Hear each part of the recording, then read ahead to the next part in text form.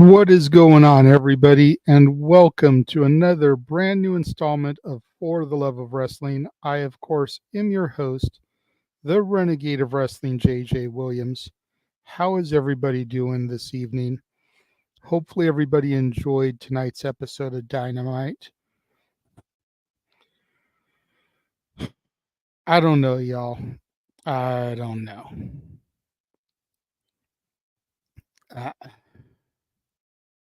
So as we come on the air this evening, we see Jon Moxley, Claudio Castagnoli, and Marina Shafir arrive at the arena, as well as Darby Allin. Okay, normal segment, can't get too mad. Then we get the conglomeration, Orange Cassidy, Mark Briscoe, and Kyle O'Reilly come out to the ring, followed by the stable of the Learning Tree, Chris Jericho, Big Bill, Brian Keith, and the match here is going to be a one-on-one match between Orange Cassidy and Chris Jericho. The match was a good, solid back-and-forth encounter that saw Orange Cassidy pick up the victory, but I feel like the match went way too long. Traditionally, I have no problem with long matches. This seemed to just drag, though. We then get Pac and Claudio Castagnoli issuing a warning to Wheeler Yuta, who hasn't shown up to the BCC since the Danielson attack. Says the trio championships need to be defended next week, and they demand that he show.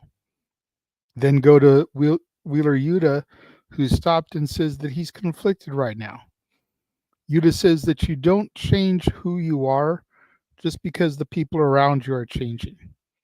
That he's a fighting champion, and he'll be there next week. We then get Roderick Strong joining the commentary table as Hook's music hits. This is an enhancement match as Hook takes on JD Inc.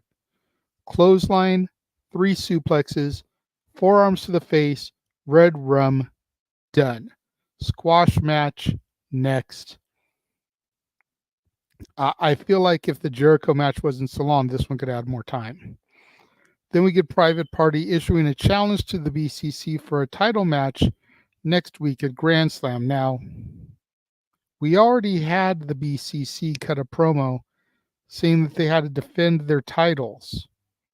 Why are Private Party now issuing the challenge? Tony, segments should have been reversed. You should have had Private Party issued the challenge, and then the BCC cut the promo about having to defend the titles. Even if you don't say they're going to be against Private Party, you make the comment and make it seem like Tony Khan has booked the match, and then once the graphic comes out, 5 hours before the show date, then we have some officialness here. Bad decision. Then we get a Christian Cage interview, and he says that he and Nick Wayne are going to hold championships at the same time. Kip Sabian comes in to interrupt, and Christian goes off on him. Women's tag team match, not at 6:15. The Glamour Mariah May and Serena Deeb taking on Queen Amanada and Yuka Sakazaki. Bland match here. And Orange Cassidy claims that AEW has the best women's division. Ha! After the match, we get a video promo from Mina Shirakawa, who says AEW needs to get ready because Mina is coming. At this point, the Mina promo is the most entertaining thing we have seen on the show this evening. I will give Tony credit, though. At least the women weren't in the 9:15, 6:15 time slot. We then get Mox Marina and Claudio on their way to the ring. They attack Private Party, who are there for some unknown reason. Commander comes in, gets destroyed.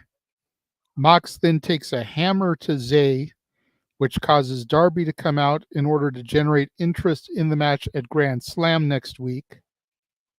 Darby says he isn't the same guy from 5 years ago, that he's going to run through Moxley, go to Wrestle Dream in his home state, and become the AEW World Heavyweight Champion. So when Private Party issued their challenge, they said they would find a partner. I'm assuming Commander is going to be that guy, but this just felt so random. Like, seriously. It's now time for Flipomania as Ricochet comes to the ring for his match against the Beast Mortos. Ricochet left the WWE for this shit. Ricochet wins next. We then get a Hangman Adam Page video promo package. Yawn. And as if the video promo wasn't enough, we now get cowboy shit all over the ring as Tony Schiavone calls Hangman Adam Page out. Hangman is asked about the comment he made a couple weeks ago regarding going after the people who supported Swerve.